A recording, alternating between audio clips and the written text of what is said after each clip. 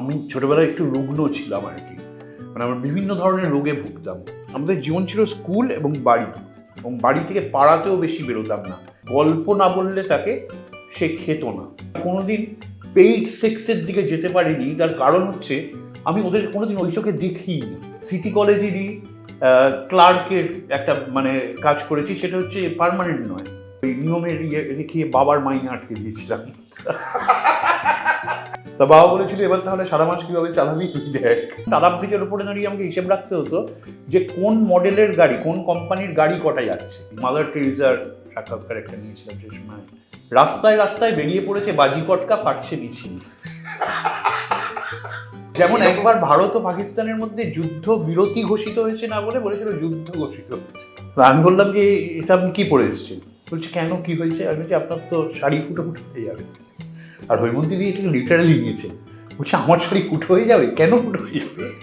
আমি লিভ ইনে ছিলাম হচ্ছে 20 বছর। গুরু বলে মানি দুজনকে, একজন হচ্ছেন চার্লি চ্যাপলিন এবং আরেকজন হচ্ছে কোয়েন্টিন টারান্টিনো। মন খারাপ হয় এই উপমহাদেশের অসুখ দেখে। এই অসুখটার নাম হচ্ছে টক্সিসিটি। অকারণ ঔদ্ধত্য আমার খুব অপছন্দের বিষয়। সিঙ্গেল স্ক্রিনকে বাড়াতেই হবে, এছাড়া উপায় নেই। আমি যে কোনো সময় যে কোনো অবস্থায় রবীন্দ্রসঙ্গীত শুনতে সব থেকে পছন্দ। আমি আমার ভালো লাগাটা দিয়ে লোককে প্রভাবিত করতে পারি, কিন্তু আমার খারাপ লাগা দিয়ে আমি লোককে প্রভাবিত করতে চাই না। পাহাড় আমার কাছে খুব নিমগ্ন হয়ে বসে থাকার জায়গা।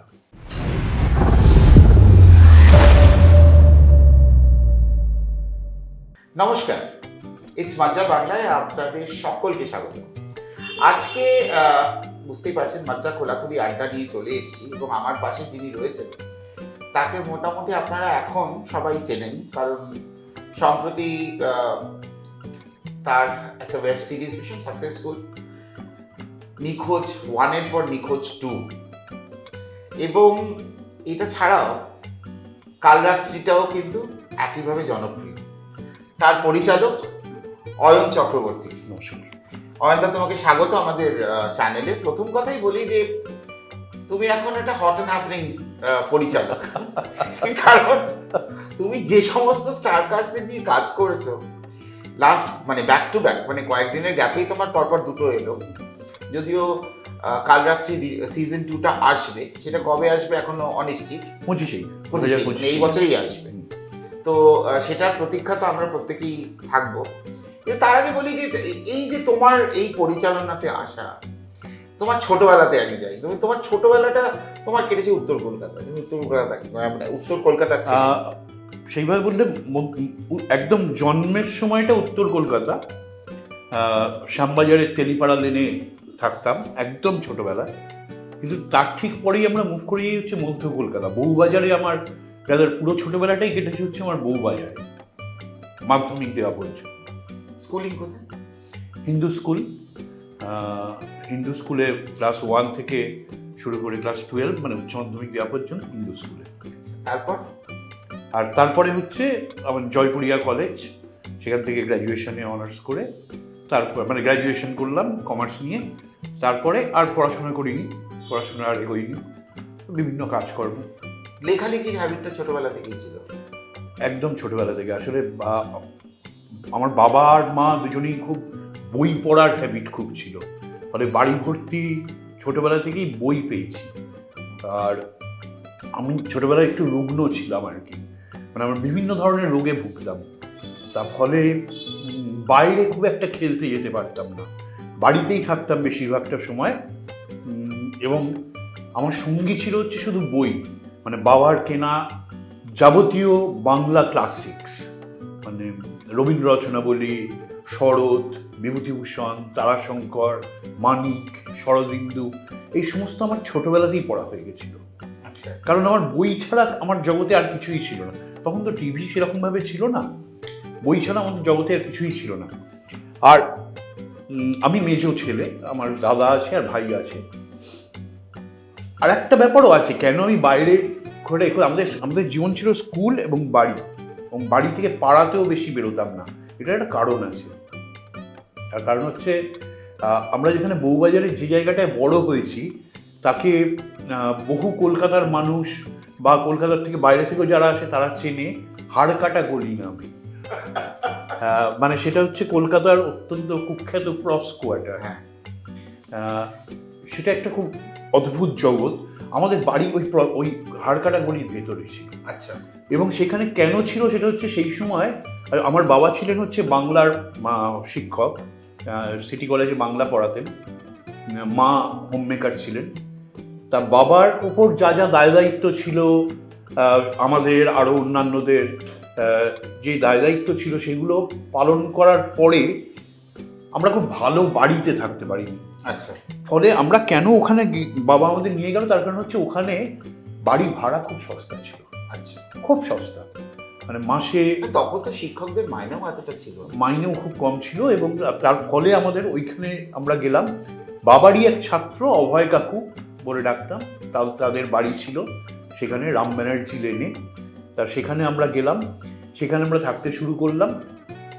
এবং এই পাড়াটা এরকম হওয়ার ফলে আমাদের পাড়ায় খুব একটা বেরোনো হতো না। আচ্ছা, যে পাড়ার ছেলেদের সঙ্গে খেলবো বা পাড়ায় ঘুরবো সেইটা হতো না, আমরা বাড়িতেই বদ্ধ থাকতাম। ফলে আমাদের পড়ার হ্যাবিটটা গড়ে উঠেছিল। প্রচুর পড়তাম। আর আমার ভাই ছিল হচ্ছে, সে খুব আমার ভক্ত ছিল, এবং আমি গল্প না বললে তাকে সে খেত না। তা প্রথম তাকে যেগুলো আমার পড়া গল্প সেগুলো বলতাম, একসময় তো স্টক শেষ হয়ে যেত, তারপরে নিজে গল্প বানিয়ে বলতাম। সেখান থেকে একটা গল্প বলার হ্যাবিটও তৈরি। এই তারপর তো দীর্ঘদিন একটা বড় স্প্যান তুমি কাজ করেছো আকাশ বাংলা চ্যানেলে, তো যেটা বর্তমানে আকাশ ৮ এখন নাম হচ্ছে। তো এই যাত্রা থেকে, মানে এইখান থেকে তোমার আকাশে আসা উৎপত্তিটা কিরকম হলো? না, আমি ছোটবেলাটা, মানে আমি বলছি এই ছোটবেলাটা খুবই ইন্টারেস্টিং ছিল। মানে ওই রকম ইন্টারেস্টিং জীবন আমি তারপরে আর কখনো কাটাইনি। আমরা ওই যেটা বলি হাড়কাটা গলির ভেতর থাকতাম, তখন খুব ডিস্টার্বড সময় ছিল। সিপিএম এবং তখনও তৃণমূল কংগ্রেস তো জন্ম নেয়নি, তা সিপিএম এবং কংগ্রেসের মধ্যে প্রচুর বোমাবাজি হতো সেই সময়। আমাদের পাড়াটায়, ওই পাড়াটা যেহেতু ওরকম বিশেষ একটা পাড়া, ওই পাড়াতে প্রচুর হুলিগানস, প্রচুর মস্তান থাকতো, প্রচণ্ড, মানে বৃষ্টির মতো বোম পড়তো। আমরা হয়তো স্কুল থেকে, হিন্দু স্কুলে, কলেজ স্ট্রিটের ওখানে হিন্দু স্কুল থেকে আমরা হেঁটেই বাড়ি ফিরতাম। আমরা বাড়ি ফিরছি এবং দেখছি হচ্ছে যে মানে ওই বৃষ্টির মতো বোম পড়ছে আর কি, বিরাট শব্দ হচ্ছে। আমাদের স্কুল ড্রেস পরে আমরা, দাদা আর আমি দুই ভাই ফিরছি। ভাই তখন, আমার ছোট ভাই তখন আরও ছোট, সে তখন নেই সঙ্গে। পাশের কোনো একটা বাড়ি দরজা খুলে একজন মহিলা আমাদের হাত ধরে টেনে নিয়ে গেলেন। তিনি কিন্তু হচ্ছেন একজন যৌনকর্মী, প্রস্টিটিউট। কিন্তু ওই রকম একটা পরিস্থিতি, তিনি আমাদের ঘরে নিয়ে গেলেন, দরজা বন্ধ করে দিলেন। আমাদের বিকেলের জলখাবার তিনি দিলেন, মুড়ি বাতাসা ইত্যাদি তিনি দিলেন আমাদের। তিনি মাঝে মাঝে দরজা ফাঁক করে দেখে নিচ্ছেন যে থেমেছি কিনা। যখন দেখলেন যে এলাকা শান্ত হয়েছে, তিনি আমাদের দুই ভাইকে দুহাত ধরে আমাদের বাড়িতে পৌঁছে দিয়ে গেলেন। আমার কাছে, আমি তাদেরকে ছোটবেলা থেকে চিনেছি হচ্ছে আমার পাড়ার লোক হিসেবে, যে শ্যামাদি, রমাদি, মিনাদি, মালতী মাসি, আমাদের বাড়িতে যিনি কাজ করতেন, যিনি ঘর ঝাড় দেওয়া, বাসনপত্র মাজা, এই কাজগুলো যিনি করতেন, তিনি হচ্ছেন একজন প্রাক্তন যৌনকর্মী, খুবই বয়স্ক একজন যৌনকর্মী, তিনি কাজ করতেন। আমি এদের সঙ্গে ছোটবেলা থেকে এরকমভাবে দেখেছি এদেরকে। আমরা যখন হয়তো কোথাও রাত করে বাড়ি ফিরছি কোথাও থেকে, আমার দাদা তখন একটু বড় হয়েছে, হয়তো ওই পাড়ায় নতুন কোনো মেয়ে এসছে, সে দাদার হাত ধরে টানলো, সঙ্গে সঙ্গে পাশের মেয়েটা থেকে ঝাঁঝি উঠছে, এই কি হচ্ছে, কি পাড়ার ছেলে ছাড়। মানে আমার এদের সঙ্গে যে সম্পর্ক, সেই সম্পর্ক এখনো আমার সেইটা, আমি কোনোদিন পেইড সেক্সের দিকে যেতে পারিনি। তার কারণ হচ্ছে আমি ওদের কোনোদিন ওই চোখে দেখিনি, মনের মধ্যে কখনো আসে কোনোদিন না। মানে ওরা তো আমার বাড়ির লোক, ওরা তো আমার নিজের পাড়ার লোক, আমার বাড়িতে আমার নিজের লোক তারা আর কি। তার ফলে এখনো আমার ওই রকমই তাদের প্রতি মনোভাব আর কি। তাই এই পাড়াটা, আমাদের বাড়ির দরজায় যেমন লেখা থাকতো হচ্ছে গৃহস্থ বাড়ি, তার কারণ হচ্ছে যখন মাতাল হয়ে সাধারণত ওইসব এলাকায় লোক ঢোকে, তো তারা ওই দরজায় টোকা দেয় ঢোকার জন্য, তো গৃহস্থ বাড়ি চক দিয়ে লেখা থাকতো, সেইটা দেখে তারা ওই দরজাটায় টোকা মারবে না এরকম একটা এক্সপেক্টেড ছিল, তাও মারতো টোকা। এখন আমার মা হয়তো একটু রাত হয়েছে বাড়ি ফিরতে, মায়ের হাত ধরে টেনেছে কোনো লোক, বা কত রেট জানতে চেয়েছে, এইগুলোও হয়েছে। ওরা খুব ইন্টারেস্টিং একটা পৃথিবীতে, ওরা সন্ধ্যে থেকে একরকম, ওরা কিন্তু ওরা সকাল থেকে বিকেল অবধি ওরা একটা অন্যরকম, তাদের জীবন একটা অন্যরকম, তাদের দেখতে অন্যরকম থাকতো সেই সময়, সাজার পরে একদম অন্যরকম হয়ে যেত। ফলে একটা খুবই অদ্ভুত ইন্টারেস্টিং একটা জীবন কাটিয়েছি। এইটা তো তুমি তোমার স্কুল লাইফের কথা বলতে, একদম। স্কুলের পর যখন কলেজে গেলে তখন কি ওই বাড়িতেই ছিলেন না যখন চেঞ্জ হলো? মাধ্যমিক দেওয়া পর্যন্ত আমরা ওই বাড়িতে ছিলাম। মাধ্যমিক দেওয়ার পর মানে হচ্ছে আমি মাধ্যমিক দিয়েছি হচ্ছে 1990 সালে। আচ্ছা। এবার এই এই 1990 সাল এই সময় আমরা ছেড়ে দিই আর কি বউবাজার ছেড়ে দিয়ে আমাদের তখন একটা ফ্ল্যাট তৈরি হচ্ছিল হাতিবাগানে। এবার এই সময়টা কেন গুরুত্বপূর্ণ সেটা হচ্ছে 1986 সাল পর্যন্ত শিক্ষকদের মাইনে ছিল অবর্ণনীয় খারাপ, খুব খারাপ, খুবই খারাপ। তা 1986 সালে প্রথম বামফ্রন্ট সরকার ঘোষণা করলো যে শিক্ষকদের মাইনে একটা কমেন্ডেবল জায়গায় পৌঁছে দিল। যেটা এফেক্টিভলি হাতে পেল আমার বাবা সেটা হচ্ছে 90 সালে উইথ এরিয়ার ফ্রম 86, মানে একটা থোক অনেকটা টাকা পেল। ওই টাকাটা পাওয়ার ফলে তখন একটা করলো যে এবার এই জায়গা থেকে বেরিয়ে যেতে হবে। এবার একটা ফ্ল্যাট কিনে, এবার ওই ফ্ল্যাটটা তৈরি হচ্ছিল। আমরা সেই সময় লেক টাউনে কয়েকদিন ছিলাম, বাঙুরে কয়েকদিন ছিলাম, এরকম ঘুরে ঘুরে কয়েকদিন থেকে তারপর আমরা হাতিবাগানে আমাদের যে বাড়িটা এখনো আছে সেই বাড়িতে, ওখানে বাবা মা তো দুজনেই মারা গেছেন। ওখানে এখন থাকে দাদার আমার বৌদি আর আমার দাদার ছেলে রিজু, তারপর তোমার কলেজের পর এই প্রফেশনে আসাটা হলো কি করে? এই ঝোঁকটা এলো কোথা থেকে? কলেজে থাকতে থাকতে আমি সাংবাদিকতা শুরু করি কাগজে। কলেজে পড়তে আমি আড্ডা মারতাম হচ্ছে কলেজটি এখনো আড্ডা মারি কলেজ স্ট্রিট কফি হাউসে। সেখানে কবি মৃদুল দাশগুপ্ত, আমি কবিতাও লিখি, সেখানে কবি মৃদুল দাশগুপ্ত আসতেন। যে মৃদুলদা যুক্ত ছিলেন হচ্ছে সেই সময় আজকাল পত্রিকার সঙ্গে। উনি আজকালের পাতা বলে একটা পেজ উনি দেখতেন, আজকালের আয়না বলে একটা পেজ উনি দেখতেন, আজকালের আয়না। সেখানে ওই ছোট ছোট অদ্ভুত খবর সেখানে বেরোতো। তা ওই খবরগুলো লিখে আমার হাত খরচ জোগাড় করতাম আমি। তখন এক একটা ওই রকম ছোট খবরে 50 টাকা করে দিত। সেটা তখন 50 টাকা কিন্তু অনেক, এবং সেটাও চেকে দিত। আর তখন আজকালের অফিস ছিল হচ্ছে আমার স্ট্রিটে, সিটি কলেজের পাশে ওই বাড়িটায় আজকালের অফিস ছিল। এবং আমাদের ওই রিসেপশন থেকে আমাদের চেক নিতে হতো যেখানে অ্যাকাউন্টস ডিপার্টমেন্টে, ওই গোটা রাস্তাটা আমরা বলতাম অগ্নিপথ। কারণ হচ্ছে বিভিন্ন ঘরগুলো যেদিকে ছিল তার এসি বসানো, আর এসির ব্যাগগুলো হচ্ছে ওই রাস্তাটার দিকে, ফলে একটা অসম্ভব গরম হয়ে থাকতো। তা আমরা তখন অমিতাভ বচ্চনের ছবিও বেরিয়েছে অগ্নিপাত, আমরা ওই রাস্তাটার নাম দিয়েছিলাম অগ্নিপাত। তা ওখান থেকে গিয়ে আমরা চেক নিতাম, সেই দিয়ে অনেক ভালোই চলেছে আমাদের সেই সময়। তা ওইটা দিয়ে শুরু আমার। তারপরেই কলেজ শেষ করেই আমি পেশাতেই ঢুকে পড়লাম। সেটা আমি খুব বিভিন্ন অড জবস করেছি তখন। যেমন আমি সিটি কলেজেরই ক্লার্কের একটা কাজ করেছি, সেটা হচ্ছে পার্মানেন্ট নয়, একজন ছিলেন না লিভ ভ্যাকেন্সিতে, একটা ক্লার্কের কাজ করেছি। কার কতগুলো ছুটি প্রাপ্য, কার প্রভিডেন্ট ফান্ড কী হবে, এগুলো সব হিসাব রাখতাম। সেখানে একবার ওই নিয়মের রেখে বাবার মাইনে আটকে দিয়েছিলাম। নিয়ম সঙ্গতভাবেই করেছিলাম ওটা। তা বাবা বলেছিল এবার তাহলে সারা মাস কীভাবে চালাবি তুই দেখ। তা এই কাজ করেছি আমি। IMRB-তে কাজ করেছি বেশ অনেক দিন ফ্রিল্যান্স হিসেবে। বিভিন্ন জায়গায় গিয়ে মার্কেট সার্ভে করতাম, যে এই সিগারেটটা বেশি খাবেন না ওইটা খাবেন, এটা কেন খাবেন, এরকম বিভিন্ন প্রশ্ন। ঘড়ির দোকানে দাঁড়িয়ে ওই IMRB কাজ। তারপর হচ্ছে ডিটারজেন্ট পাউডারের সার্ভে, এইসব করেছি। একটা খুব ইন্টারেস্টিং কাজ করেছি, সেটা একটা সংস্থার হয়ে, ওই যে IMRB হয়ে না, আর একটা ওয়ার্ডজি মার্গের হয়ে করেছিলাম। টালা ব্রিজের উপরে দাঁড়িয়ে আমাকে হিসেব রাখতে হতো যে কোন মডেলের গাড়ি, কোন কোম্পানির গাড়ি কটা যাচ্ছে, সেইগুলো হিসেব রাখতাম। কঠিন ছিল, হ্যাঁ খুবই কঠিন। আর একটা কাজ ছিল সেটা খুব ইন্টারেস্টিং ছিল, সেটা হচ্ছে শহরের যে বিভিন্ন ইউরিনাল, সেই ইউরিনালগুলোতে যে ওই ন্যাপথলিন বলস দেওয়া হয়, তা আমাদের ওই কোম্পানিটা ওই ন্যাপথলিন বলস দিত। আমাদের একটা কিট ব্যাগ দিয়েছিল সঙ্গে, সেই কিট ব্যাগে থাকতে হচ্ছে এরকম একটা বাক্স ভর্তি ন্যাপথলিন বলস, আর দুটো খালি বাক্স, 10 দানা, বেশ কয়েক জোড়া 10 দানা, একটা চিমটে। আমাদের কাজ ছিল হচ্ছে বিভিন্ন ওই ইয়ে থেকে, ধরা যাক সোমবার আমি গেলাম হচ্ছে শিশির মঞ্চের ইউরিনালে, সেখানে গিয়ে আমি ওখানে যে ন্যাপথলিন বলগুলো দেওয়া আছে 10 দানা করে চিমটে দিয়ে ওগুলো তুলে খালি বাক্সে রাখলাম, স্টিকার ফিকার লিখে রাখলাম এটা এখান থেকে, আর এবার নতুনগুলো দিলাম।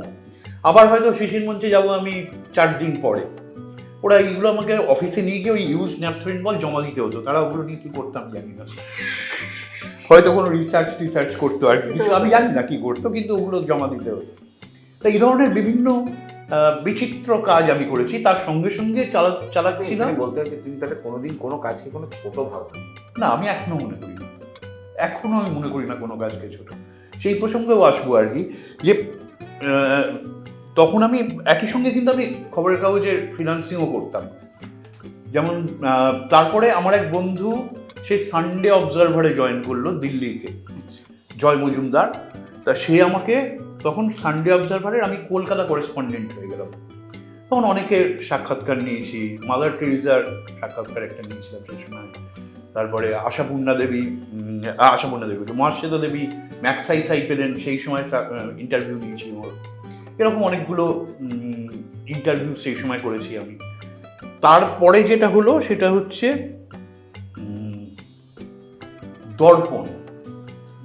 দর্পণ বলে একটা নিউজ ম্যাগাজিন, সেটা শুরু হলো কলকাতা দূরদর্শনে, যার মুখ্য দায়িত্বে ছিলেন রাহুল পুরকায়স্থ। তা একদিন কফি হাউসে রাহুল দা, তখন আমার সঙ্গে খুব একটা আলাপ নেই, আমাকে বললেন যে তুমি সব ইয়েতে কাজ করো শুনেছি, প্রিন্টে কাজ করো শুনেছি, এতে কাজ করবে অডিও ভিজুয়ালে? বললাম হ্যাঁ, কেন করবো না। তা রাহুল দা আমাকে ডেকে নিয়ে গিয়ে দর্পণে কাজ দিল। তা সেটা ইন্দ্রজিৎ সেন সেটার মালিক ছিলেন, P&M কর্পোরেশন। তা মানে আমাদের মন্ত্রী ইন্দ্রজিৎ সেনের দাদা ওটার মালিক ছিলেন সেই সময়।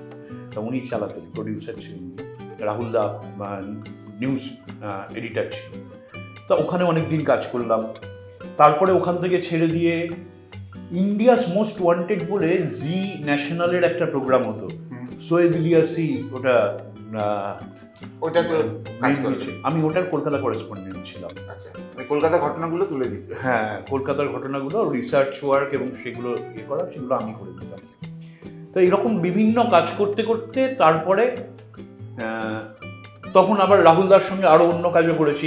রাহুলদা এবং অজয় দা আর কি, অজয় রায় APTN এর ইয়ে ছিলেন, তাদের সঙ্গে বিধাননগর বিচিত্রা বলে একটা নিউজ ম্যাগাজিন করলাম। তখন সত্যেন্দ্র মহান্তি, বিখ্যাত ফিল্ম এডিটার আর কি, উনি হরে রাম হরে কৃষ্ণার সঙ্গে ওই সঙ্গে যুক্ত ছিলেন।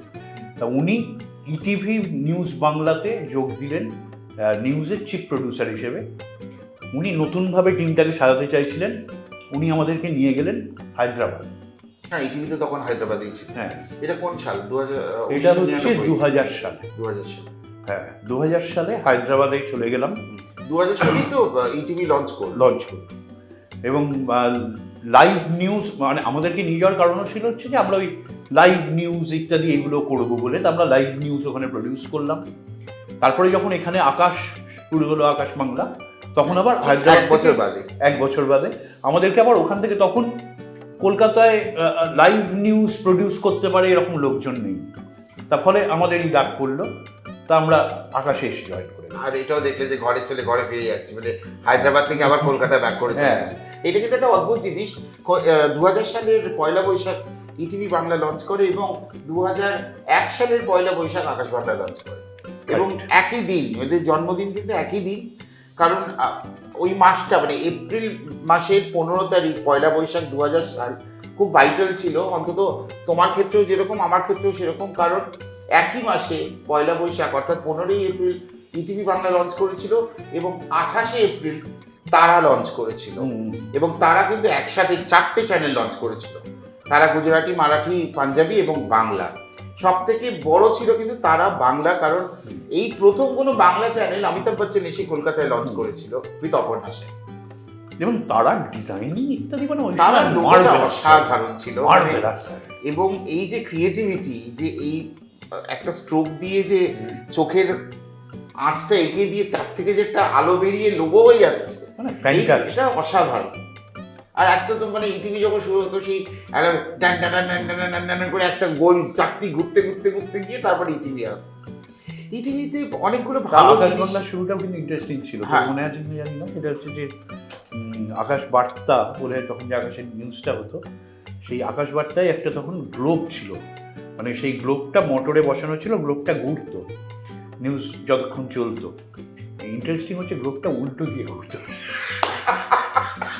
মানে পৃথিবীর যেদিকে ঘোরার কথা গ্লোবটা তার উল্টো দিয়ে। এটা অনেক পরে রিয়েলাইজ হয়েছে নিশ্চয়ই, ততক্ষণ অলরেডি অনিয়ার চলছে তখন। যাক, এরকম অনেক টেলিভিশনে যারা কাজ করেছে না, মানে আমরা দুজনে, আমার সৌভাগ্য যে অয়দের সাথে আমি সহকর্মী হিসেবেও কাজ করেছি সেই আকাশেই, ঠিক আছে। তা এখন একটা প্রোগ্রাম চলে যেটা আমাদের শুরু করা বা মানে আমাদের সকালের যে এরকম প্রোগ্রামটা, ফফা যদি আমরা বলি, এরকম কিন্তু অদ্ভুত অদ্ভুত সব হয়েছে। আমি যদি বলি টিভি নিউজ যখন আমরা প্রডিউস করছি, লাইভ নিউজ তো যা হবে লাইভ হয়ে যাবে আর মানে সেগুলোর কোনো আর কারেকশনের সুযোগ নেই সেই নিউজটায়। মানে এরকম ধরনের বিষয় হয়েছে যে তোমার রাজকুমার বলে একজন ছিল যাকে বীরাপ্পান কিডন্যাপ করেছিল, একজন সাউথের অভিনেতা, তা অ্যাঙ্কার খবর পড়ছেন, টেলিপ্রম্পটার দেখে অ্যাঙ্কার পড়ছেন যে রাজকুমার তারপর মুক্তি পেয়েছে, বীরাপ্পান ছেড়ে দিয়েছে রাজকুমার। এবার ব্যাঙ্গালোর শহর সত্যি মানে তারা তো সিনেমা পাগল সাউথ, তারা সব রাস্তায় বেরিয়ে পড়েছে, মানে আনন্দে করছে, অ্যাঙ্কার করছেন রাজকুমারের মুক্তির খবরে গোটা ব্যাঙ্গালোর শহর আনন্দে উত্তাল, রাস্তায় রাস্তায় বেরিয়ে পড়েছে বাজি পটকা, ফাটছে মিছিল। আচ্ছা, এরকম ধরনের অদ্ভুত অদ্ভুত সব, যেমন একবার ভারত ও পাকিস্তানের মধ্যে যুদ্ধ বিরতি ঘোষিত হয়েছে না বলে বলেছিল যুদ্ধ ঘোষিত হয়েছে। আমি বলছিলাম এক্ষুনি সেনাবাহিনী এসে আমাদের চ্যানেল দখল করে নেবে। না, এই ঘটনা কিন্তু আমাদের সাথেও হয়েছে 24 ঘন্টা থাকতে, যে একটা বড় প্যাকেজ যাচ্ছে প্রায় 7-8 মিনিটের মতো, আমি অ্যাঙ্কারের নাম বলছি না কারণ সে যথেষ্ট প্রতিষ্ঠিত হয়তো, তো খবর পড়তে পড়তেই যখন প্যাকেজটা শেষ হওয়ার দিকে আসছে, স্পিসিয়ার যে কাউন্ট দিত সেটা ডেস্কে শোনা যেত, যে পরের স্টোরিটা যাতে রেডি থাকে আর কি। হঠাৎ করে দেখি সে কোনো উত্তর দিচ্ছে না, কি দিয়েছে, সে ওখানে ঘুমিয়ে পড়েছে খবর পড়তে পড়তে। দোষ তার না, তার খুব জ্বর এসছে তখন। আগে যে অ্যাঙ্কার মেকআপ রুমে বসে মেকআপ তুলতে গেছে, তাকে ওই অবস্থায় জানা ইচ্ছে করেছে একটা ব্রেক নিয়ে খবরটা কন্টিনিউ করে। মানে এরকম অনেক কিছু ঘটে নিউজ চ্যানেলে, যারা কাজ করেন এরকম। আমরা আজকে হাসছি, কিন্তু সেই সময়টা যে পরিমাণ টেনশন আমরা ফেস করেছি আমরা জানি। তো এরকম অনেক কিছু হয়েছে। তারপর একটা বাচ্চা মাটিতে পড়ে গেছিল কুয়োতে, প্রিন্স, সে ওখান থেকে সেই তোলা, সেই তার কদিন আগে আবার আমার তখন মনে আছে পোদ্দারকোটের বিল্ডিং এ কোনো কারেন্ট নেই, এই 6 তলা হেঁটে ওঠা নামা, এবং গেস্ট যারা আসছেন তখন পিকে মানে যে এসছিলেন একবার মানে আমাদের ওখানে, তো তিনিও কিন্তু ওই অবস্থায় হেঁটে উঠেছেন। এগুলো অনেকগুলো হচ্ছে part and parcel of life, এটা তো কোনো অসুবিধা নেই। আর আমাদের আকাশ বাংলার অফিসে তো 5টার পরে লিফট বন্ধ হয়ে যেত, তখন উঠতে হতো ক্যামেরা নিয়ে জিনিসপত্র নিয়ে 5 তলায় উঠছি, এটা একটা দুর্বিষহ ব্যাপার ছিল। এবং কাউকে 2 পয়সা দিতে যে লিফটটা চালিয়ে দেবে তাও না, সরকারি লিফট, 5 বাজে বান 5 বাজে বান। মানে সেটা একটা খুব অদ্ভুত লিফট ছিল, একটা 2 ফুট বাই 2 ফুটের লিফট, 3 জনের বেশি হবে না। এবং তাতে প্রদীপদা বলে আমাদের যিনি লিফট ম্যান ছিলেন, তার বক্তব্য হচ্ছে তাকে ছাড়া ওঠাও যাবে না, নামাও যাবে না। এবং তিনি মানে সৌভাগ্যক্রমে ওই আমার বা বাবজির মতনই চেহারার, এবং তিনি লিফট থেকে নামবেন না কিছুতেই। ফলে সবসময় যেটা হতো, ওর সঙ্গে মাত্র একজনই উঠতে পারতো বা নামতে পারতো, মানে আমাদের মতো চেহারা। হ্যাঁ। দেখো ওইটা, তারপর তো আমরা অন্যদিক অফিসে চলেই গেলাম, সেটা কোনো।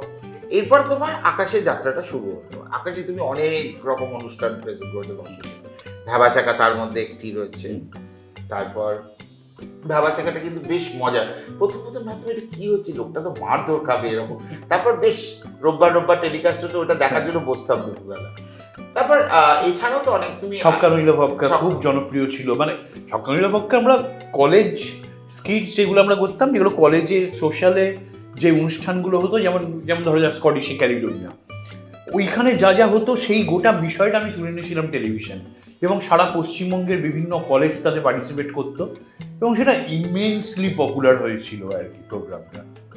তারপর তোমার আরেকটা যেটা ইয়েতে হলো যেটা, সেটা হচ্ছে তুমি রূপম আর তন্ময়দাকে নিয়ে হ্যাঁ, যে শোটা করলে রকের রূপম রকের রূপম তালে তন্ময়, R2T2 শো আমার মনে হয় না, সেটা হতো সেটা গ্যারাজ অ্যাম্বায়েন্সে একটা শুট হচ্ছে সেটা, এবং লোকের গ্যারেজের মধ্যে, সত্যি কথা গ্যারেজের মধ্যে কিন্তু আমরা শুট করেছি, মানে অয়েন্দা শুট করেছে, আমি করিনি, এটা অয়েন্দার প্রজেক্ট ছিল। তা আমরা কিন্তু যেতাম, মানে ওই গান ডিরেক্ট করেছিল হচ্ছে মিকি, মানে দেবাশিস সেন শর্মা ওটা ডিরেক্ট করেছিল। খুব ভালো প্রোগ্রাম, প্রত্যেকেই ওয়াজ ইকুয়ালি ইনভলভড, এমনি তন্ময়দা ইনভলভ ছিল, আর তখন এদিকে আবার রূপম ইনভলভ ছিল। সেই কিউ প্রডিউস করেছিল, এবং এই প্রোগ্রাম থেকে কিন্তু আমরা অদিতি মুন্সিকে পেয়েছি। এই উৎপত্তি, অদিতি মুন্সির উৎপত্তি কিন্তু এই প্রোগ্রাম থেকে, মানে অদিতি যে ওই ভজনটাকে যে অন্য স্টাইলাইজেশনে, অবশ্য হ্যাঁ এটার জন্য সারেগামা পায়েতেও অনেক কীর্তনে কালিকাদারও অনেক অবদান রয়েছে, কালিকা প্রসাদ ভট্টাচার্য নেই আমাদের মধ্যে। তো এইটাও আমাদের একটা অদ্ভুত জার্নি ছিল, এবং আমাকে হঠাৎ করে একবার বলা হলো যে 150টা রবীন্দ্রনাথের গান হবে এবং সেটা 7 দিনে শুট হবে। মানে কি করে হবে? তারপর সমস্ত স্টলওয়ার্ড, এবং তারা এক একবার করে রিহার্স করবেন, এক এক করে গান রেকর্ড হবে, দিনে 15টা করে গান। এই প্রসঙ্গে একটা কথা মনে পড়লো, সেটা একটুখানি বলে দিই। আকাশ বাংলায় দিয়ে একটা অনুষ্ঠান, সুচিত্রা মিত্র মারা গেছেন, তারপরে তাকে শ্রদ্ধাঞ্জলি জানিয়ে একটা অনুষ্ঠান হবে। সেটা হচ্ছে বিভিন্ন জন, বিভিন্ন বড় বড় শিল্পীরা এসে রবীন্দ্রসঙ্গীত গাইবেন, সুচিত্রা মিত্র নিয়ে একটু কথা বলবেন।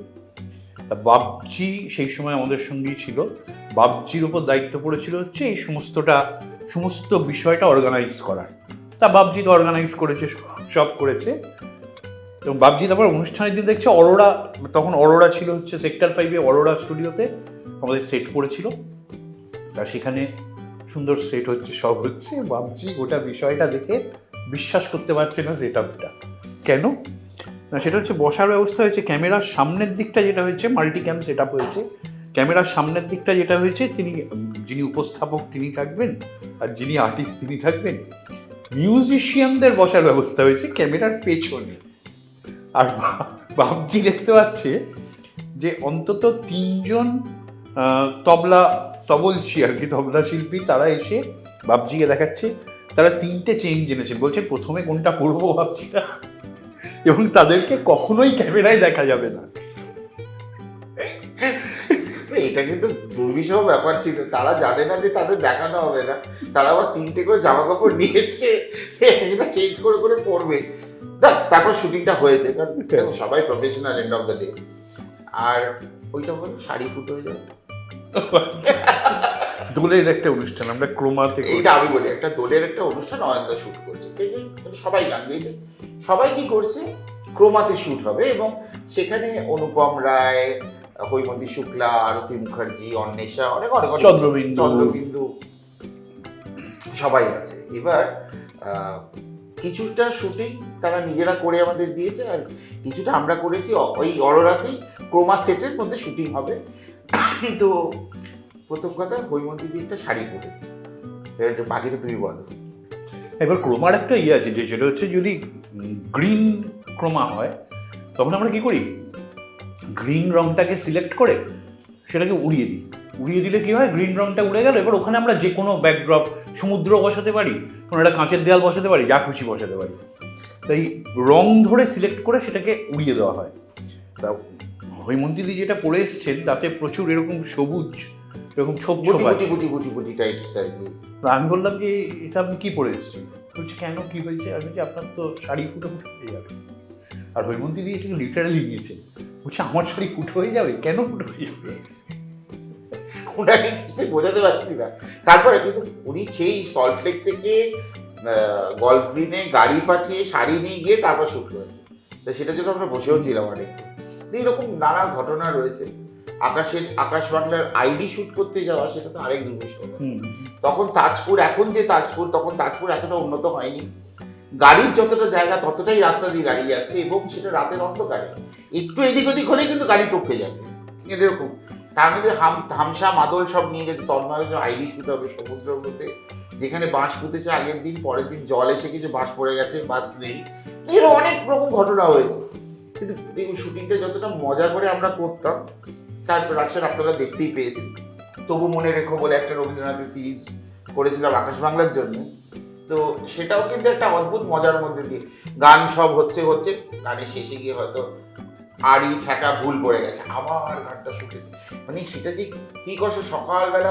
আকাশ ওই সময় ব্রিলিয়েন্ট কিছু প্রোগ্রাম করেছে, আমি বলবো যেমন অনুপম দা প্রোগ্রাম করতো, সেটা হচ্ছে লক্ষ্মী ছানা, মানে ওই রকম একটা চমৎকার কনসেপ্ট, বাচ্চারা এসে তাদের নিজেদের যাবতীয় কথা বলছে, বা লাল খুব চমৎকার সেটা বিয়ে করতো, নীল চমৎকার সেটা অ্যাঙ্কারিং করতো, মানে কি চমৎকার একটা অনুষ্ঠান হতো, এখন আর হয় না, কিন্তু অপূর্ব প্রোগ্রাম করেছে সেই সময়। এরকম অনেক প্রোগ্রাম সেই সময় আকাশ করেছে যেগুলো খুব এগিয়ে থাকা অনুষ্ঠান। আমার একটা প্রোগ্রামের যেটা প্রোগ্রামটা টেলি সম্মান পেয়েছিল সেটা হচ্ছে ভালোবাসি তাই গাই, জোজো অ্যাঙ্কারিং করতো 5 দিন ধরে, যেটা করতো ফার্স্ট টেলি সম্মান, কিন্তু ওরকম একটা মিউজিক্যাল প্রোগ্রাম পেয়েছিল।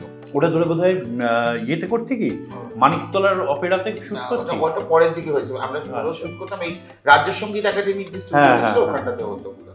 কিন্তু অনেক কথা, এখন তো এসি ফ্লোর, তখন এসি ফ্লোরও ছিল না, একটা গান শুট করে গরম হাওয়া বের করার জন্য বড় বড় পাখা চালিয়ে ফ্লোর ঠান্ডা করে আমরা শুট করেছি, এরকম অনেক গেছে দিনের পর দিন, সেটা না।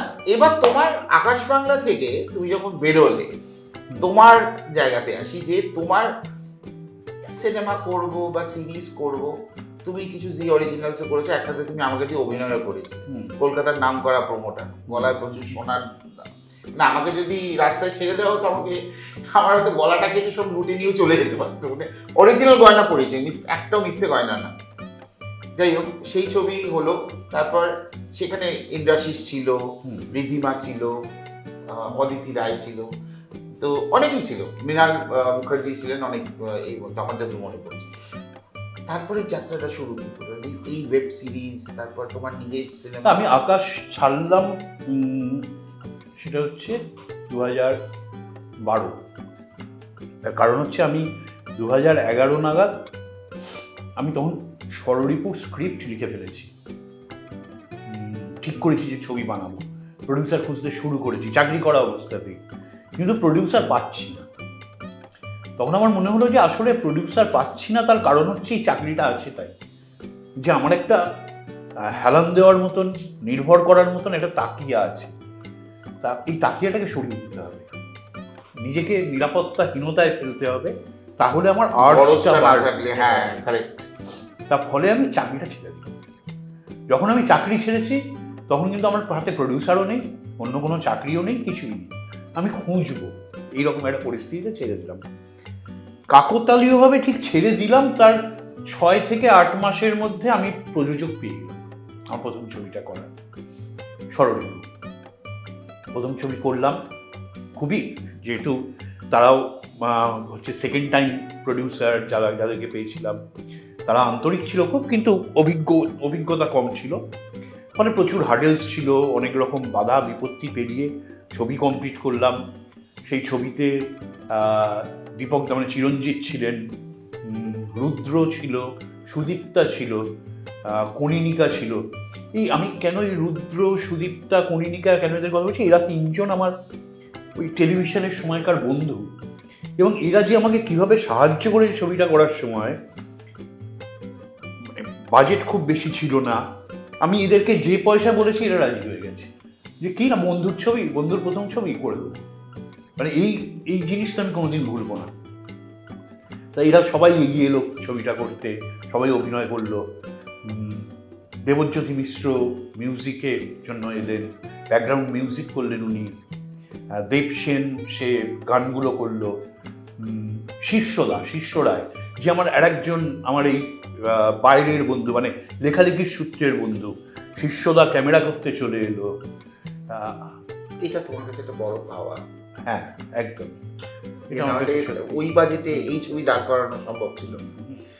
আর তারপরে হচ্ছে বোধাকে আমি তখন চিনতামই না, আমি বোধার কাজ দেখেছি, কিছু আমার ভালো লেগেছে, আমি ফোন করলাম, বললো একদিন আড্ডা মারতে বসি, আড্ডা মেরে দুজনকে এত খুব ভালো লেগে গেল, বোধা চলে এলো এই বিট করতে।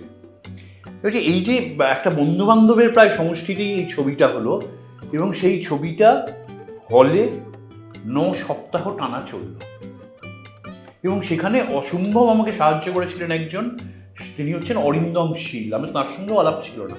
তিনি ছবিটা দেখে, নিজে থেকে দেখে, তিনি নন্দনে ফোন করে তিনি বলেন যে এই ছবি কিন্তু তোমরা নামিয়ে দিও না, এই ছবিটা রেখো। টেলিগ্রাফে এত বড় একটা লেখা লেখেন অরিন্দম শীল যে এই ছবিটা কেন চলা উচিত, কেন দর্শকের দেখা উচিত।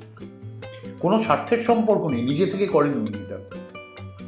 আচ্ছা, তারপরে সেটা 9 সপ্তাহ চললো এবং 3টে নমিনেশন পেল ফিল্মফেয়ার অ্যাওয়ার্ডসে, এবং আমি বেস্ট ডিরেক্টর হিসেবে, ডেবিউট্যান্ট ডিরেক্টর হিসেবে ফিল্মফেয়ার অ্যাওয়ার্ডসও পেলাম। তাই এটা একটা ভালোই লাগলো আর কি, ভালোই দিক। তারপরে দ্বিতীয় ছবিটা করলাম, সেটা ক্যামেলিয়ার সঙ্গে, স্বরলিপু 2। প্রথম ছবিটা রিলিজের আগেই কিন্তু বুম্বাদা আমাকে চান্স করে দিয়েছে, মানে প্রসেনজিৎ চট্টোপাধ্যায় আমাকে চান্স করে দিয়েছে। বুম্বাদা ওই সময় 24টা ছবি করার অফার পেয়েছিল জি বাংলা সিনেমা অরিজিনালস থেকে, যে 24টা ছবি বুম্বাদা প্রডিউস করবে। তার মধ্যে 2টো ছবি বুম্বাদা আমাকে করতে বললো। এবং ওই সময় আমি মানে বুম্বাদাকে দেখেছি, বুম্বাদা কি মানে, বুম্বাদা তো মানে ইন্ডাস্ট্রি, মানে হি ইজ ইন্ডাস্ট্রি একদম। তার কি বেশি জায়গা, মানে তার এত অন্য জায়গা থেকে এত পয়সা সে আর্ন করতে পারে, তার কাছে সময় ব্যাপারটা এত মূল্যবান। কিন্তু শুধুমাত্র, এবং এই জি বাংলা সিনেমা অরিজিনালস করে তো বাজেট খুব বেশি ছিল না, বুম্বাদার কতই বা থাকতো একটা ছবি করে, খুব সামান্য টাকা থাকতো। এইগুলোর জন্য বুম্বাদা যা সময় দিত ভাবা যায় না। জাস্ট শুধু সিনেমাকে ভালোবেসে। আমি বুম্বাদাকে দেখেছি সকালবেলা 9টার সময় মিটিং শুরু করছে, 6টা থেকে 7টা টিম আলাদা আলাদা এসে মিটিং করছে। বুম্বাদার মিটিং শেষ হচ্ছে সকাল 9টা থেকে সন্ধ্যে 7টা, টানা বুম্বাদা মিটিং করে যাচ্ছে, স্ক্রিপ্ট শুনছে, কারেকশনস বলছে, কি করলে ভালো হয় সেগুলো নিয়ে আলোচনা করছে। নিজের মত চাপিয়ে দিচ্ছে না, নিজের সাজেশন দিচ্ছে, অন্যের সাজেশন ভালো হলে সেটা গ্রহণ করছে। দারুণ দারুণ, মানে এটা মানে শেখার বুম্বাদা। আমার সৌভাগ্য ছিল চৈত্রীকে তুমি আমাকে দিয়ে অভিনয় হ্যাঁ, একটা তার মধ্যে করেছে। তারপরে ওখানে তো 2টো করলাম, সেই 2টো কিন্তু স্বরলিপু রিলিজ হওয়ার আগেই ওই 2টো রিলিজ করে গেল, মানে 2টো জি বাংলা সিনেমা অরিজিনাল। একটা তো ছিল যুধিষ্ঠির, আরেকটা প্রথমটা ছিল যুধিষ্ঠির হচ্ছে সেকেন্ড, প্রথমটা ছিল হচ্ছে হাসিতে হাসি ওটা। আচ্ছা। যাতে অভিনয় করেছিল হচ্ছে আমাদের দেবুদা, মানে দেবরঞ্জন নাগ, অনিন্দ পুলক ঘোষ আর হচ্ছে সায়নী ঘোষ, ওরা ছিল এটাতে। তারপরে সেকেন্ডটা হচ্ছে এটা, যাতে ইন্দ্রাশিস, তুই, অদিতি, মৃণালদা, লামা, ইন্দ্রাশিস বললাম তো, ইন্দ্রাশিস, এরা সবাই করেছিল এইটাতে সেকেন্ডটায়। পরে আরও একটা করেছিলাম, সেটা পরে হয়েছিল, সেটা হচ্ছে ইয়ে করেছিল শিবাজি পাঁজা, ওটা প্রডিউস করেছিল জি বাংলা সিনেমা অরিজিনালস, পিছু টান। ওটাতে ঋত্বিক, প্রিয়াঙ্কা আর সৌরভ চক্রবর্তী ওরা অভিনয় করেছিল। তারপর এইভাবে তোমার ফিল্মটা মানে তারপরে স্বরলিপু 2 করলাম ক্যামেলিয়ার সঙ্গে। স্বরলিপু 2-এর পরে, স্বরলিপু 2-এর পরে, যেটা স্বরলিপু 2 শুট করার ঠিক আগে, তখন কিন্তু মানে এবার ওয়েবের রমরমাটা শুরু হয়ে গেছে। তা আমি ওয়েব লিখতে শুরু করে দিয়েছি তখন হইচইয়ের জন্য। না, আমি এর জন্য লিখতে শুরু করে দিয়েছি অনেক আগে থেকেই হইচইয়ের জন্য। আমি হইচইয়ের জন্য তখন লিখেছি হচ্ছে জাপানি ডল, ধানবাদ ব্লুজ, মারাদোনার জুতো, এবং অনেক কটা লিখে ফেলেছি আমি তখন এদের জন্য। তারপরে আমি ডিরেক্টও করলাম ওদের হয়ে, সেটা হচ্ছে যে দুপুর ঠাকুরপো সিজন 2, ওটা লিখলাম, ডিরেক্ট করলাম। আর দুপুর ঠাকুরপো সিজন 1 তোমার নয়, সিজন 1 হচ্ছে শাহানার লেখা, ওটা ডিরেক্ট করেছিল হচ্ছে দেবালয়। আর সেকেন্ডটা তোমার? সেকেন্ডটার স্ক্রিন প্লে ডায়ালগ আমার লেখা, আর হচ্ছে ডিরেকশন আমার। আচ্ছা, তারপরে আরও লিখলাম হচ্ছে, তারপরে হচ্ছে পাপ সিজন 2, সেই যে হলুদ পাখি সিজন 2 আমি লিখলাম। আর ওদিকে তখন জি5-এর জন্য, জি5 বাংলার জন্য আমি বানাতে শুরু করে দিয়েছি জাজমেন্ট ডে। সোহিনী সরকার, মধুমিতা সরকারকে নিয়ে জাজমেন্ট ডে আমি শুরু করে দিয়েছি ওখানে বানাতে। জাজমেন্ট ডে খুবই ভালো লাগলো, লোকজনের খুবই সফল হলো। তারপরে আমি হইচইতে আবার বানাতে এলাম হচ্ছে এই নিখোঁজ নিয়ে ঢুকলাম হইচই। নিখোঁজ 1টা যখন শুরু করলে, আমি প্রথমটা বলছি, মানে আজ থেকে 1 বছর আগের কথা অলমোস্ট। নিখোঁজ 1টা যখন শুরু করলে তখন তোমার যে পরিমাণ কাস্টিং কাউচ তুমি নিয়েছো, Casting couch? মানে কাউচ ঠিক বলার ভুল হলো আমার, কাস্ট যে কাস্ট তুমি সাজিয়েছো, তো তার মধ্যে তুমি দেখো হেভিওয়েট বলতে স্বস্তিকা একজন ভালো অভিনেত্রী, তার সাথে তুমি নিয়েছো টোটাদাকে নিয়েছো, তার সাথে তুমি পরান্দাকে নিয়েছো, মানে এগুলো সব এক একটা মানে বড় বড় অভিনেত্রী। তো তখন যখন এরকম একটা সাসপেন্স ক্রিয়েট করা, একটা সাসপেন্স ওরিয়েন্টেড গল্প, একটা থ্রিলার, যেটা প্রথম থেকে হঠাৎ করে আমার মানে 1টা একরকম ভালো লেগেছে, 2টা আবার আরেক রকম ভালো লেগেছে, মানে দুটো দুরকম ফ্লেভার। কিন্তু মানে যদি আপনারা না দেখে থাকেন তাহলে দেখুন, নাহলে বুঝবেন না যে কেন বলছি, কি কারণে বলছি। সিজন 1 কিন্তু একরকম ছিল। সিজন 1 একটা ওয়ার্ল্ড বিল্ড করেছি, একটা ওয়ার্ল্ড মানে খুব স্লোলি বিল্ড হয়েছে একটা মেয়ের হারিয়ে যাওয়া নিয়ে। তার একটা মেয়ে হারিয়ে গেলে গোটা সমাজে কি কি হয়। আমাদের তো খুব টক্সিক একটা সমাজে আমরা বাস করি, যেখানে আমরা খুব প্রজেক্ট করি হচ্ছে আমরা খুব ভালো, কত মহান, কিন্তু আসলে আমাদের ভেতরের যে অ্যাসিডটা আছে, যে টক্সিসিটি আছে, সেইটা বেরিয়ে আসে অন্যকে আক্রমণ করার জন্য, সেই ছোবলের মধ্যে দিয়ে সেটা বেরিয়ে আসে। তা সেই জিনিসগুলো নিয়ে আমি ওয়ার্ল্ডটা বিল্ড করেছি হচ্ছে নিখোঁজ সিজন 1। নিখোঁজ সিজন 2 হচ্ছে সেই ওয়ার্ল্ডে এবার পরপর ঘটনা ঘটছে এবং কিভাবে বিষয়টা কনক্লুশনের দিকে যাচ্ছে। আরেকটা জিনিস বলছি, যে যখনই তুমি, এটা জেনারেলি আমরা দেখি পুলিশ যখনই কোনো ঘটনা হয় খিস্তিটা দেখানো হয়। তো এটা কি মানে খুবই দরকার যে খিস্তিটা, হ্যাঁ কাজের পরিপ্রেক্ষিতে তারা একটা যখন ইন্সপেকশনে গেছে বা তারা যখন একটা তাদের প্রসেসে যাদের ইনভেস্টিগেশন চালাচ্ছে, হ্যাঁ সত্যি মানুষের মাথা ঠিক থাকে না, সাধারণ মানুষের ঠিক থাকে, তারাও তো রক্তে মাংসে গড়া মানুষ, হতে পারে তাদের একটা স্ট্যাম্প রয়েছে, তারা একটা ইউনিফর্ম মেনটেন করে, কিন্তু এই যে খিস্তি, এখানে যদিও ওয়েবের কোনো মাপকাঠি নেই, কোনো সেন্সরশিপ নেই, কারণ সিগারেট ছবি হলো মানে যদি একটা মানুষ তার ওয়ে অফ এক্সপ্রেশন যদি সেটার মধ্যে দিয়ে আসে, তাহলে সেটা আসে। পুলিশকে যাদের সঙ্গে ডিল করতে হয়, পুলিশকে তাদের সঙ্গে ডিল করার জন্য একটা ভাষা আছে, সেই ভাষাটা তাদেরকে বলতে হয়, তা সেই ভাষার ব্যবহারই করা হয়। তো আমরা তো ওয়েব সিরিজে চেষ্টা করি হচ্ছে যতটা সম্ভব রিয়েলিটিটাকে তুলে ধরা, যেটা আমরা নিখোঁজে তো খুবই দেখিয়েছি আর কি, খুব চেষ্টা করেছি যে খুব রিয়েলিটিটাকে তুলে আনার। তার ফলে ওই ভাষাতেই কথা হয়, সেই ভাষাতেই কথা বলেছে। নিখোঁজ 2 তো সাকসেস, নিখোঁজ ওভারঅল নিখোঁজ 1 and 2 বোথ আর সাকসেসফুল। আমি আরেকটা বলছি, এই যে কালরাত, প্রথম তুমি সৌমিত্রিষা কুণ্ডুকে নিলে, ও তার প্রথম ওয়েব সিরিজ, ঠিক আছে, এবং এই সিরিজে আরেকজন অভিনয় করেছে, দেওরেরও ওয়েব সিরিজ, ওর যে দেওর যে খুন হয় লাস্টে, যেটা আমরা দেখি। আচ্ছা, মানে সৌনক, আমার নামটা মনে পড়ছিল না। তো সৌনকও কিন্তু তার প্রথম ওয়েব সিরিজ। এই যে নতুন ও কিন্তু মানে সৌমিত্রিষা এমনি সাকসেসফুল, কালরাত্রিতে অনেক নতুন অভিনেতা অভিনয় করেছে। তার থেকে বড় কথা, কাস্টিং যাদের তুমি করেছো, কে নেই। প্রথম কথা দেবেশদা রয়েছে, তারপর রয়েছে আমাদের রূপাঞ্জনা রয়েছে, আমাদের ইন্দ্রাশিস রয়েছে, আমাদের এদিকে রয়েছে রাজদীপ রয়েছে, সৈরিতি আছে, এতগুলো, সৌনক আছে, সম্পূর্ণা আছে। এটা শুটিংটা কোথায় করেছো তুমি মোটামুটি? মানে শুধুমাত্র রায়বর্মন বাড়িটা যদি বলি, মানে আমরা খুব মেক বিলিভ করতে হয় তো আমাদের ইয়েতে, শুধু রায়বর্মন বাড়িটার জন্য আমি 5টা বাড়ি ইউজ করেছি। মানে বিভিন্ন সিনের জন্য বিভিন্ন বাড়ি। হ্যাঁ, মানে একটা দরজা দিয়ে ঢুকে আর একটা দরজা দিয়ে যখন বেরোচ্ছে সেটা কিন্তু অন্য বাড়ি। তা ওইটা অনেক হিসেব করে শ্যুট করতে হয়েছে। মানে আমরা উলুবেড়িয়া মানে পাঁচলার ওখানে একটা বাড়িতে শ্যুট করেছি, একটা পোর্শন, পাঁচলার দাস বাড়ি।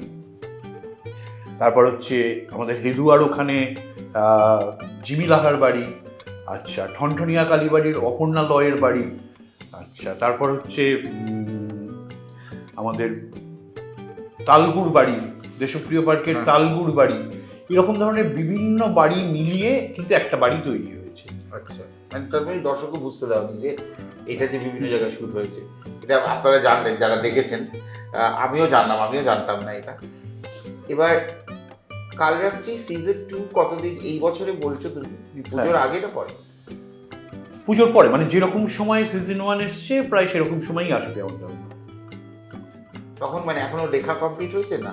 না, চলছে। আচ্ছা, এ তো গেল তোমার হিন্দি ছবি করার কোনো পরিকল্পনা? হিন্দি ছবি করার পরিকল্পনা ওরকমভাবে নেই। আমার আসলে মানে হিন্দি ভাষাটাও আমি খুব একটা সরগর নই। আমি বাংলা ভাষায় আমার যতটা দখল আছে, হিন্দি ভাষায় আমার ততটা নেই। সুযোগ এলে নিশ্চয়ই করব, তার কারণ হিন্দি ছবির বাজেট অনেক বেশি থাকে। তোমার পেটেন্ট সাবজেক্ট যা দেখেছি, সাসপেন্স, থ্রিলার, ক্রাইম, এগুলো নিয়ে তুমি এই জনারের মধ্যেই থাকতে চাও না এর থেকে বেরোতে চাও? না, আমি এর থেকে, যেমন আমি পিছুটান করেছি হচ্ছে একটা একদম দুর্দান্ত একটা প্রেমের গল্প। পিছুটান যারা দেখেছে তারা জানবে যে ওটা একদম প্রেমের গল্প। তা আমি বাইরেও করতে পারি, কিন্তু কি আমার থ্রিলার আমার নিজের খুব প্রিয় সাবজেক্ট, এবং থ্রিলারে আমার রেজাল্ট দেখে প্রডিউসারদের আমাকে দিয়ে করানোর খুব ইচ্ছা থ্রিলার। তোমার একটা মানে ব্যক্তিগত কথাতে যাই, সেটা হচ্ছে তোমার এত বছর একটা লম্বা প্রেমের পর তুমি এখন সেটেল। তো আমি লম্বা প্রেম করাকালীনও সেটেলডই ছিলাম। যাই হোক, তো তার সম্পর্কে একটু বলো দর্শকদের জন্য। অদিতির সঙ্গে আমার আমি লিভ ইনে ছিলাম হচ্ছে 20-21 বছর লিভ ইনে থাকার পর তারপরে আমরা বিয়ে করি একদম, কিন্তু মানে ওরকম কোনো কারণে নয় যে মানে খুবই টেকনিক্যাল কিছু কারণে বিয়ে করেছি। বিয়ে না করেও কোনো অসুবিধা হচ্ছিল না, বিয়ে করেও যে স্পেশাল কিছু ব্যাপার তা না, টেকনিক্যাল কিছু কারণে করতে হয় আমাদের, আইনগত কিছু কারণে, সেই কারণে করে নিয়েছি। তাতে কোনো আমাদের জীবনযাপনে কোনো তফাৎ আসেনি। অদিতি আমার 20 বছর, মানে 2001 সাল থেকে 2025, 24 বছর আগে, 24 বছর আগে ও আমার যেরকম বন্ধু ছিল, ও আজও সে আমার সেরকমই বন্ধু। দিদির সাথে কিন্তু এমন একটা মানুষ যার সাথে মানে দুঃখ হলেও কথা শেয়ার করা যায়, আনন্দ হলেও কথা শেয়ার করা যায়, সব রকম মানে আপনি ইনস্টিংক্ট পেয়ে যাবেন তার থেকে, মানে একটা সাজেশন বলুন বা অ্যাডভাইস বলুন। তো এই ধরনের মানুষ আজকালকার দিনে খুবই কম পাওয়া যায়। তো অদিতি রায় কিন্তু তার থেকে একদম ব্যতিক্রমী একজন মানুষ, অন্তত আমার কাছে, এবং আমার সাথে খুবই ভালো, যেহেতু রয়দাও ভালো জানেন। ঠিক আছে, তো আমরা দুজনেও সহকর্মী ছিলাম একটা সময় 24 ঘন্টাতে যখন চাকরি করেছি তখন।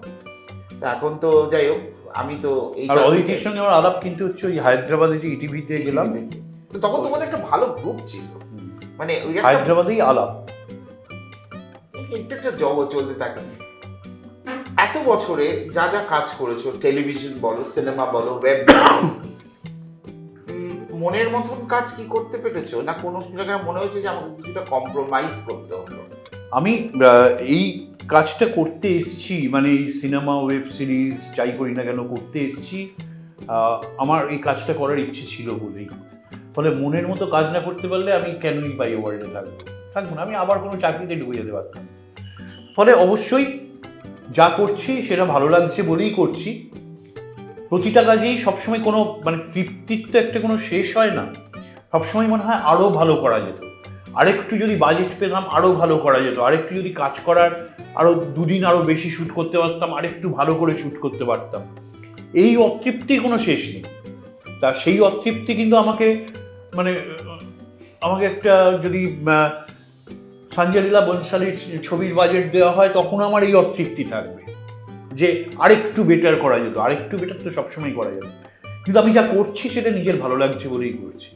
তুমি আজকে একজন সফল পরিচালক, তুমি কোন কোন পরিচালককে ফলো করো যারা পূর্বে ছবি বানিয়েছে? স্টলওয়ার্সদের কথা বলছি, মৃণাল সেন বলো, ঋত্বিক বলো, এরা প্রত্যেকেই খুব শ্রদ্ধেয়, কিন্তু আমি নিজের থেকে খুব মানে গুরু বলে মানি দুজনকে। একজন হচ্ছেন চার্লি চ্যাপলিন এবং আরেকজন হচ্ছে কোয়েন্টিন টারান্টিনো। আর আরেকটা জিনিস হচ্ছে, কোন জিনিসে তোমার খুব মন খারাপ হয়? মন খারাপ হয় এই উপমহাদেশের অসুখ দেখে। এই অসুখটার নাম হচ্ছে টক্সিসিটি। তারা, এবং সেই টক্সিসিটিটা এখন খুব বেরিয়ে আসে এই সোশ্যাল মিডিয়ার সাহায্য পেয়ে। আমি বলি এটা কিন্তু আমি ভারতের বলছি না, শুধু মানে ভারতীয় উপমহাদেশ, ভারত, বাংলাদেশ, শ্রীলঙ্কা, পাকিস্তান, এই গোটা জায়গাটায় এই টক্সিসিটি আছে, এবং সেটা অদ্ভুত টক্সিসিটি। কীরকম আমি বলি, মানে একটা উদাহরণ দিই। আমি দেখছিলাম এই ফেসবুকে বা ইনস্টায় কিছুতে দেখছিলাম একটা রিল, দুটো মেয়ে, জার্মানির দুটো বাচ্চা, একজনের বয়স হচ্ছে 4 বছর, একজনের বয়স 2 বছর। এবার দুটো বাচ্চা মেয়ে, তারা একটা চেয়ার নিয়ে তারা খেলছে। দিদি চেয়ারটায় বসছে, বোন গিয়ে ধাক্কা দিয়ে দিদিকে চেয়ার থেকে ফেলছে, দিয়ে নিজে চেয়ারটায় হাঁচর মাচর করে উঠে বসছে। দিদি একটু সাবধানী, বয়স বেশি তো, ও আস্তে আস্তে বোনকে চেয়ার থেকে হাত দিয়ে নামাচ্ছে, নামিয়ে নিজে বসছে। বোঝা যাচ্ছে এটা ওদের একটা মজার খেলা ওদের মধ্যে। আর বাবা বা মা কেউ ভিডিও করেছেন ওটা। এখানে বিভিন্ন দেশের লোক মন্তব্য করছে তাতে, যে how cute, how sweet, god bless them, এরকম। বাট ভারতীয় উপমহাদেশ সেখানে ঢুকে মন্তব্য করছে, বাবা এই বয়সেই এত হিংসে, ছোট মেয়েটাকে উদ্দেশ্য করে, বড় হলে তো এই পাক্কা ক্রিমিনাল হবে। আরেকজন লিখছে যে দূর থেকে ভিডিও বানিয়ে পয়সা রোজগার না করে ছোটজনকে আর একটা চেয়ার কিনে দিন। এটাই তুমি ভয় পাও? আমি ভয়ঙ্কর মন খারাপ হয় আমার, মানে মানুষ, এটা তো অসুখ এক ধরনের। হ্যাঁ, যে মানে একটা ভালো কিছু দেখে আমি অ্যাপ্রিসিয়েট করতে পারি না, বা কোনো কিছু থেকেই ভালো কিছু খুঁজে নিতে পারি না। সবসময় আমার মন চলে যায় কী কী কমপ্লেক্সিটি আছে, কী কী সমস্যা আছে, বা সমস্যাগুলোকে খুঁড়ে বের করে সমস্যা তৈরি করে অনেক সময় সেগুলোকে আনা। তো এটা তো একটা অসুখ। এই অসুখটা খুব ভয়ের। আর কি ভালো লাগে তোমার? বই পড়তে, কবিতা লিখতে।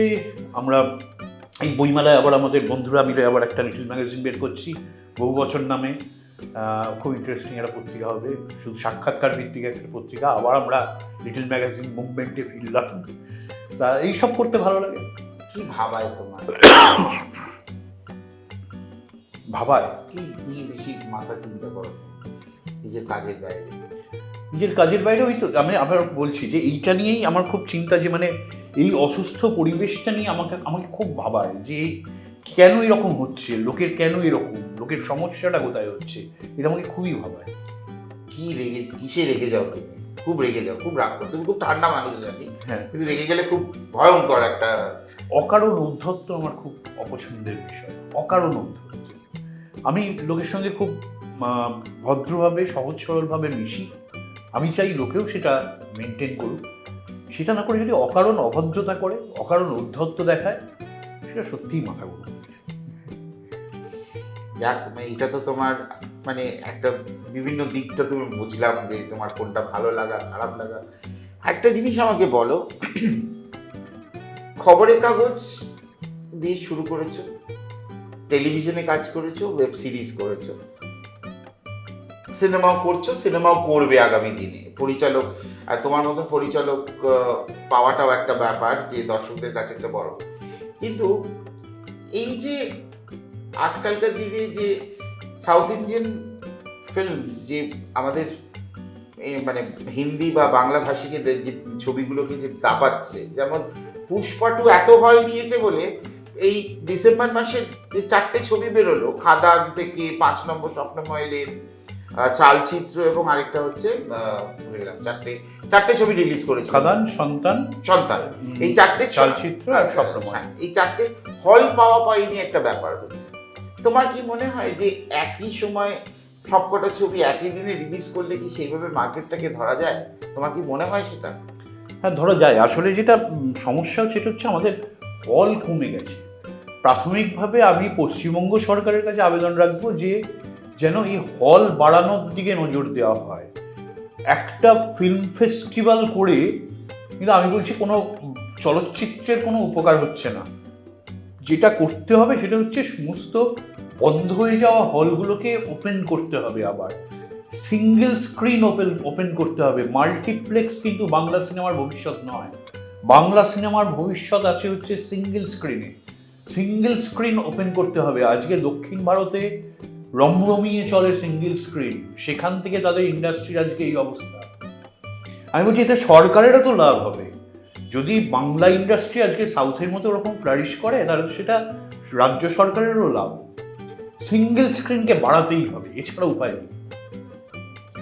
গানের দিকে তুমি তো বরাবর রূপম ইসলামের বড় ফ্যান। রূপম ইসলামের গান আমার খুব ভালো লাগে, অনেকের গানই ভালো লাগে, রূপম ইসলামের গান। অনুপম তোমার ভালো বন্ধু। অনুপম, হ্যাঁ, খুবই পরিচিত, খুবই ভালো, মানে হ্যাঁ বন্ধু সম আর কি। তো সেই দিক থেকে তোমাকে যা দেখেছি, তো কার গান বেশি শুনতে তোমার বেশি ভালো লাগে এই প্রজন্ম না পুরনো দিনের শিল্পীদের মধ্যে? শিল্পীদের মধ্যে আমি আমি ভক্ত যেটার বলতে হলে আমাকে বলতে হয় আমি রবীন্দ্রসঙ্গীতের ভক্ত। আমি যে কোনো সময় যে কোনো অবস্থায় রবীন্দ্রসঙ্গীত শুনতে সব থেকে পছন্দ।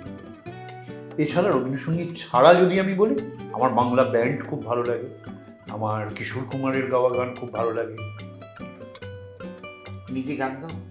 একদম না, কিন্তু নিজে তো কবিতা লেখো। হ্যাঁ, কবিতা। একটা কবিতার 4টে লাইন যদি বল। মনে নেই। মানে কি ধরনের কবিতা তোমার লিখতে ইচ্ছে করে? কি ধরনের বলে না, কবিতা যেরকম হয় আর কি সেরকম কবিতা, সেটা মাত্র। নিজের বই বের করো? বই আছে তো, আমার 4টে কবিতার বই আছে। এইবার বইমেলাতে? এবার বইমেলায় বই নেই, দেখা যাক পরের বইমেলাতে থাকতে পারে। লাস্ট বইমেলা ছিল বই।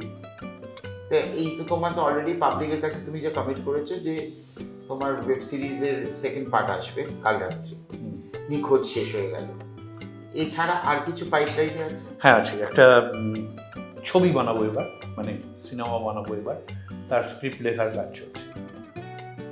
সেটা কি থ্রিলার? সেটা থ্রিলার, হরর কমিক থ্রিলার। তার মানে স্টার কাস্ট এখনো কিছু ভাবনি যখন লেখা কমপ্লিট হয়নি? যখন চলছে সবই কথাবার্তা চলছে, লেখালেখির সঙ্গেই চলছে। কারণ আমার স্ক্রিপ্ট লেখার সময়ও আমার মুখ লাগে আর কি, মানে কেউ অভিনয় করবে ভেবে মানে এই লোকটা, কারণ তার ক্যারেক্টারিস্টিক্স, তার আচরণ ওই ওই আমার লেখার মধ্যেই থাকে আর কি। আরেকটা জিনিস হচ্ছে যে ফিল্মের লোকেদের যেটা আমরা দেখতে পাই, যারা ফিল্ম রিলেটেড কাজ করে, তুমি একজন পরিচালক কিন্তু একজন ভালো ক্রিটিকও, এটা কি তুমি মানবে? হ্যাঁ হ্যাঁ, তো কখনো যদি মনে হয় যে কোনো বন্ধুর ছবি যদি সেটাকে ক্রিটিসাইজ করতে হয় বা সেটা যদি তোমাকে রিভিউ করতে বলে, তাহলে তুমি নিরপেক্ষতাটা কতটা বজায় রাখবে?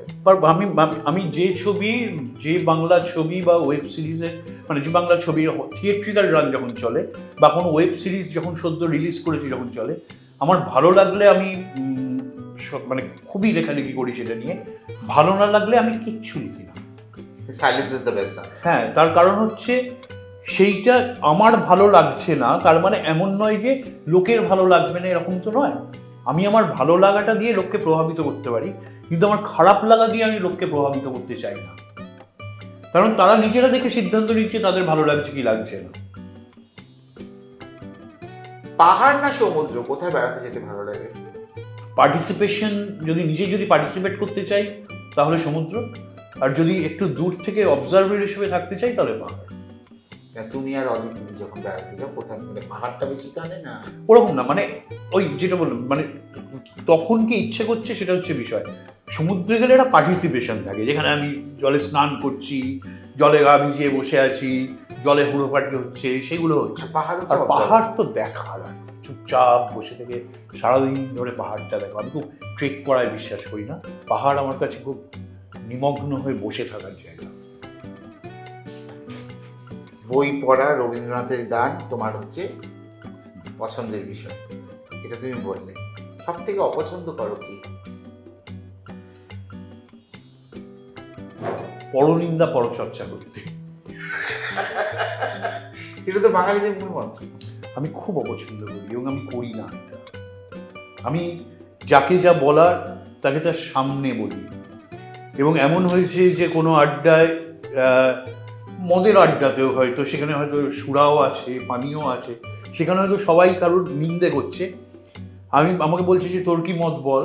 আমি বলছি আমার মত যাই হোক না কেন, সেটা তোদের থেকেও খারাপ হতে পারে সেই মতটা, কিন্তু ও নেই বলে আমি বলবো না, ও থাকলে আমি ওকেই বলতাম।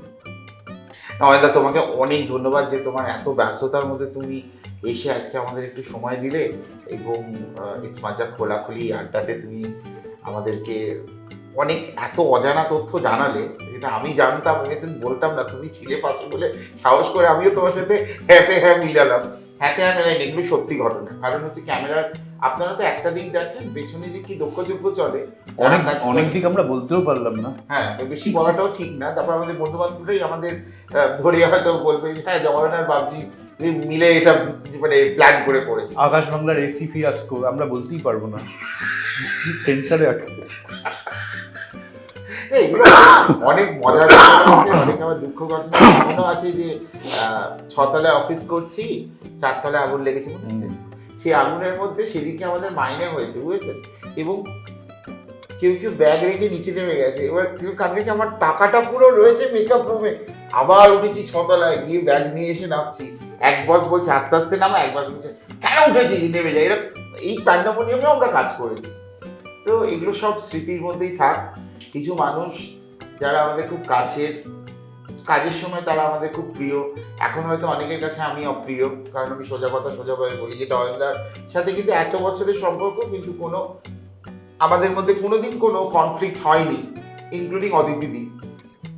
অদিতিদির সাথে সব কিছু শেয়ার করা যায়। এমন একটা মানুষ, খুব খোলা মনের মানুষ আর খুব বুঝবান মানুষ, যে বোঝে কোনো প্রবলেম হলেও ইনস্ট্যান্ট সলিউশন দেওয়া, কিছু সাজেস্ট করা, এগুলো করে। তুমি যে আজকে আমাদের স্টুডিওতে এলে, তোমার জন্য আমাদের তরফ থেকে রয়েছে একটা ছোট্ট অসংখ্য ধন্যবাদ, ভালোবাসা বাবজি। আর আমাদের দর্শকদের জন্য তুমি কি বলবে? আপনারা যদি এই আলোচনা আপনাদের ভালো লাগে, শুনতে মজা লাগে, তাহলে অবশ্যই জানাবেন ওদেরকে। আমার আড্ডা মেরে ভালোই লাগলো, আমার আড্ডা মারতে আমি পছন্দই করি, আমি যে কারণে এখনও কলেজ কফি হাউসে যাই। চেষ্টা করব আপনাদের আরও ভালো ভালো কাজ উপহার দেওয়ার, আপনাদের মনের মতো কাজ উপহার দেওয়ার। ভালো লাগা খারাপ লাগা দুটোই জানাবেন, সরাসরি জানাবেন সোশ্যাল মিডিয়াতে। তাহলে খারাপ লাগাগুলো জানলে ত্রুটি শুধরে নেবো, আর ভালো লাগলে আরও মন দিয়ে কাজ করবো। আপনারাও কিন্তু দেখলেন যে দেখুন আমাদের আড্ডাটা কিন্তু খোলাখুলি আড্ডা, কোনো এর মধ্যে জড়তা নেই, আমরা খুব ভাইব্রেন্ট, আমরা ওপেনলি কথাবার্তা বলি। আর আরেকটা জিনিস হচ্ছে এরকম আড্ডা কিন্তু আরও হবে, আপনারা আমাদের সঙ্গে থাকুন। আপনারা তো জানেন যে আমাদের ইউটিউব চ্যানেল, ওয়েবসাইট এবং ইনস্টাগ্রাম তো রয়েছে, পাশাপাশি আমাদের ফেসবুক রয়েছে, সবই কিন্তু ইটস মজ্জা বাংলা নামে। সুতরাং বিনোদনের সব রকম খবর, সাংস্কৃতিক এবং কালচারাল যাবতীয় খবর আপনার সামনে আমরা তুলে আনি, এবং আপনাদের জন্যই কিন্তু আমরা তৈরি করি বিভিন্ন রকম অনুষ্ঠান, এবং আরও কিছু নতুন অনুষ্ঠান থাকছে আমাদের চ্যানেলে। আপনারা দেখতে থাকুন, সাবস্ক্রাইব করুন আজই, এবং দেখতে থাকুন ইটস মজ্জা বাংলা, বিনোদনে নতুন মজা।